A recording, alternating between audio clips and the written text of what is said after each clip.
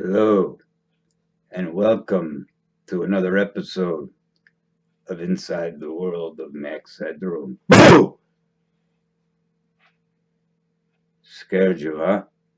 You never knew that deep down in my Jewish heritage, we have a haunt ourselves.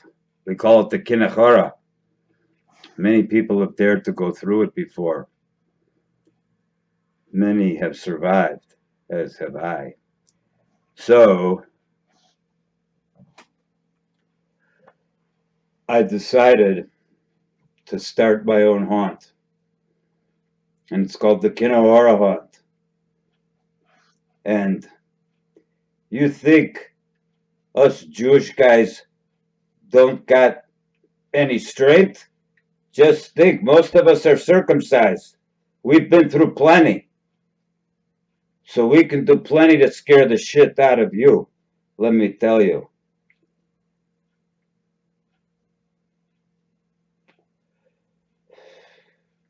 Oh yeah, I hope I don't get any Nazi hate shit. I'll be right back.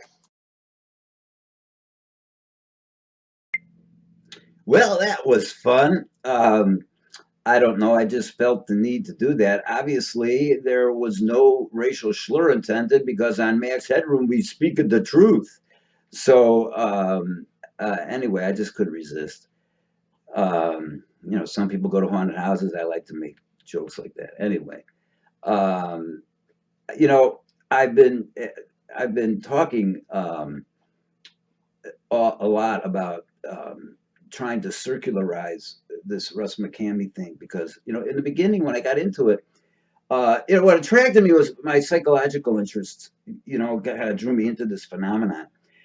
And being a circular thinker, I started broadening the picture because I couldn't just sit with the fact that this evil dude named Russ McKamey, is the only guy who has this magnetic power over other people that they just do stupid shit. I just couldn't buy into that. And then I started breaking it down into subsystems as any good systems thinker would do.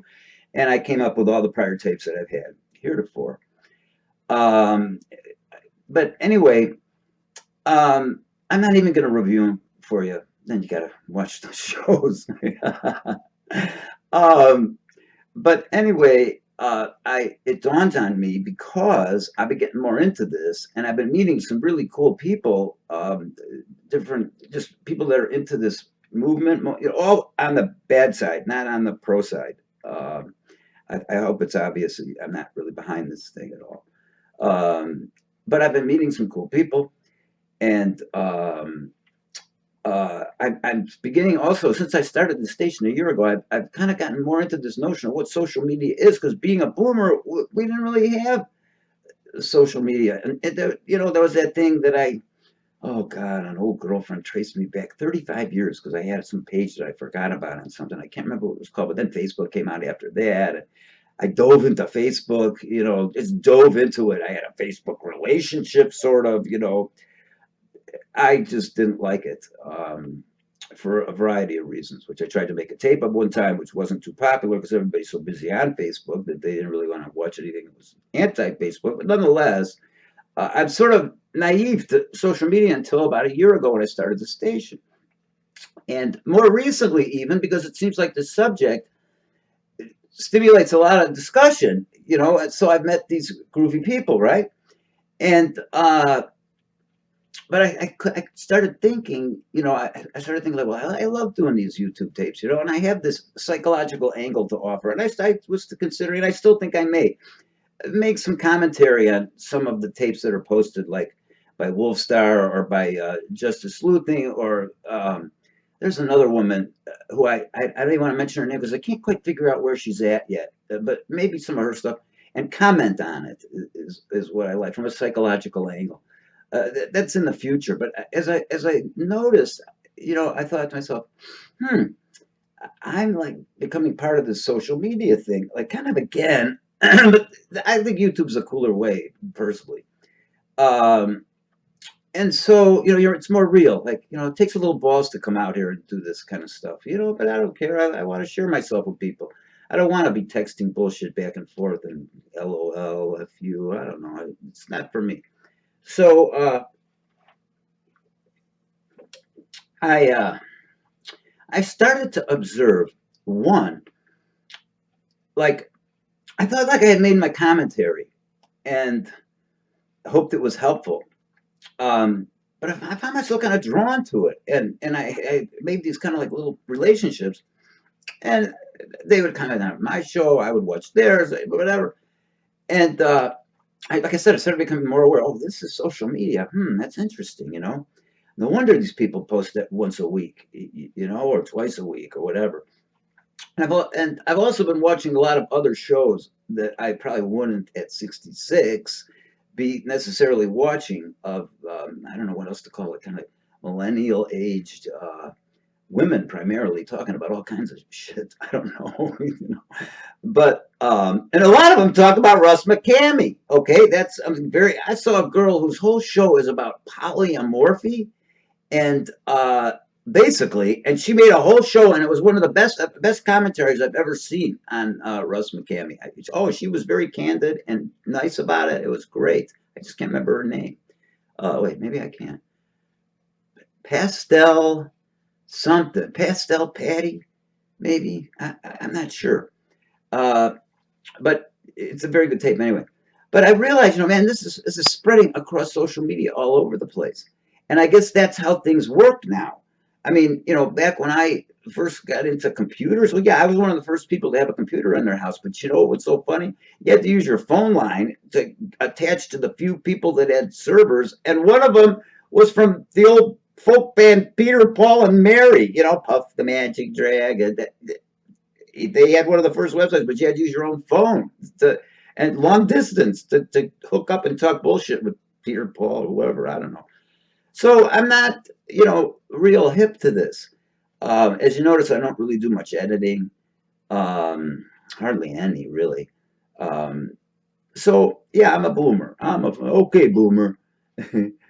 So, but I find myself drawn more and more and more and more if I want to turn the TV on into watching who else has posted something about Russ McKamey, and I'm sure Russ McKamey, you know, egocentric moron that he is watching all of our shit too, um, and so I began to think, again, I'm always so nervous about like hurting people's feelings because I really don't. I just like to talk things from Max Headroom. That's what this is all about. Y'all are free to disagree or whatever. I don't want to start arguments though with people or incite or troll or any of that bullshit. But I think I got things to offer. I'm a little older.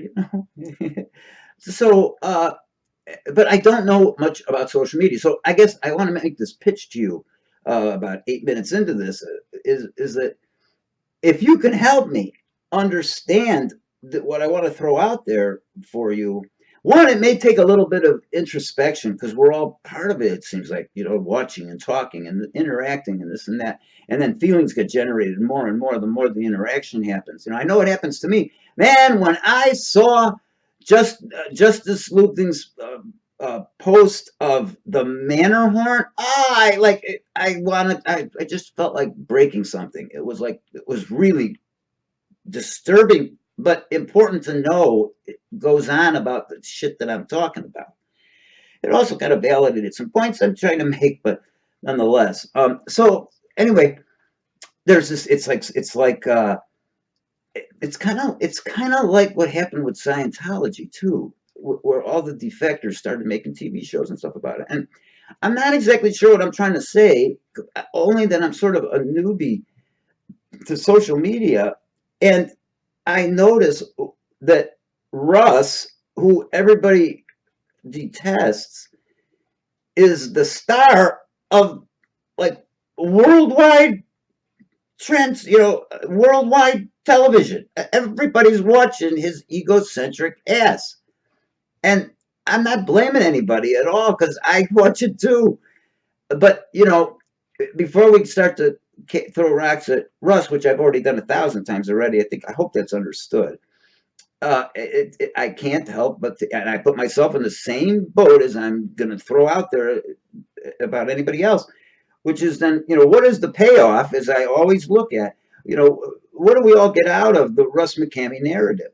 Because I watched this thing, everybody talks about Lori's story, and see, now I'm going to get into commentary, and I got to watch myself a little bit. But I could feel the vibes that were coming off the television, and imagining that there were other viewers watching this. Um, it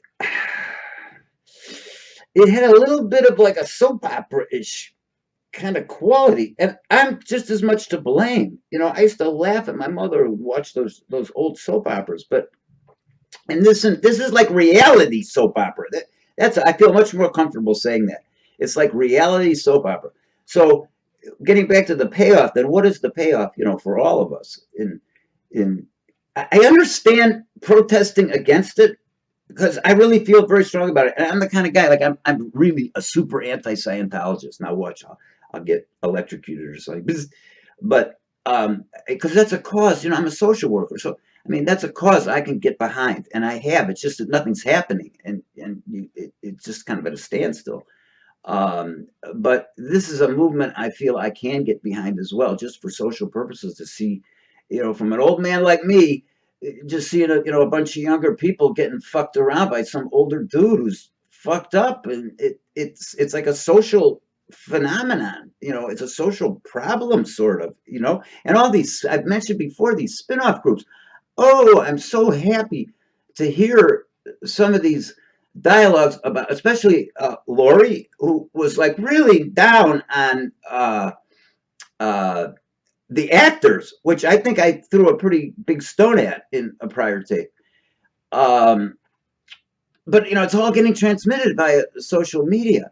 Well, the only problem with it is, when does the whole gig begin to be entertainment, and when does it really working in the service of some kind of social cause? And I'm not criticizing anybody. I'm as much a part of it doing this tape at this very fucking moment. So I'm not playing moral superior at all. But I just can't help wondering then, what is the payoff? Well, with soap operas, my mom always used to say, "Oh, you don't have to think about your own life." She was an ardent soap opera watcher. Oh God, Erica, she hated her. Woo. But like I could just feel, and here was a little bit of the weird part, and I'm just self-disclosing, okay? But it's for the purposes of maybe self-examination. Maybe you had the same experience I did. But when she started to down rap Marissa, who I have very confused feelings about, to say the least, okay?